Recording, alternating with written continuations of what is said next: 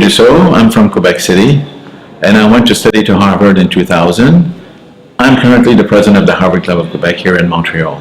Hi, my name is Turk. I'm Director of International Relations at McGill University, and I studied at Harvard in Boston, and it was a fantastic experience. My name is Joe Chanflone. I am currently an analyst in the Value Opportunity Portfolio here at the Public Sector Pension Investment Board in Montreal, and I did a joint degree in Theoretical Math and Economics at Harvard College. My name is Mark Chanflone. I got a BA in Economics from Harvard College as well. I'm currently a financial analyst here at Sectoral Asset Management based in Montreal. I decided that spending some time, let's say, at school in the United States would probably, let's say, give me some exposure to the cutting edge in management practices and as well, let's say, establish a network of people in the United States that would be useful for me upon my return in Canada. I'd say one of the kind of first points would be really the campus lifestyle, and the fact that most people live right there in residential dorms. It's a fun community. You also learn a lot from your peers. I thought that was pretty attractive and something that the U.S. college system is something that they kind of champion.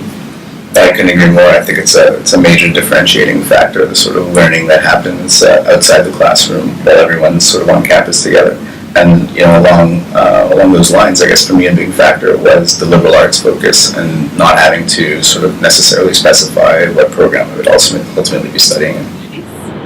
Well, the networks I developed at Harvard were just outstanding. I mean, we had a very international class.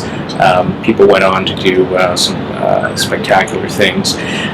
In my case, one of my colleagues that I met at the Kennedy School was here at McGill, and I was asked to join a consultative body here at McGill, and that led to me being asked to take on the role of Director of International Relations.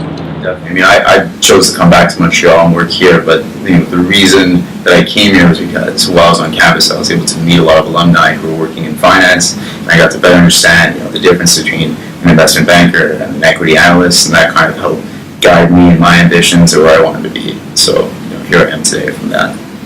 Yeah, I would agree. I think sort of looking back maybe a few years further down the road than my brother career-wise, certainly the kind of amount of experience I was able to gather as an undergrad was a very important factor, and the amount of internships offered and on-campus recruiting in the US, and in my case the ability to work between 4 hedge funds and investment banks while I was still in college was a major leg up for me, and certainly helped develop my entire career path. Later on, transitioning out of a job in a different country and trying to come back to the United States or Canada, the alumni network and the whole professional network was invaluable. Yes, I maintained actually pretty active contacts with my colleagues here in Canada. For example, I'm a member of the Harvard Club, and that brings us together on a monthly basis. But more importantly, I've kept my contacts with my international colleagues. So I have friends in Asia, I have friends in Africa, I have friends in Latin America, and anytime I travel to those areas, I try and stay in touch with them. This year actually was my 15th anniversary in terms of alumni reunion. So we had almost 45 people out of a class of 200. So it was quite an event, and it was quite a spectacular time. First of all, as a principal, when you actually live, study, or work in a foreign country, you actually gain as much as you put in the country. And that means understanding the culture, understanding the history, the ways of doing things, and so on. So I encourage then students to go beyond, let's say, their school and understand what's happening in their state, what's happening in the country, and get a greater perspective on what, let's say, they're doing in their specific course.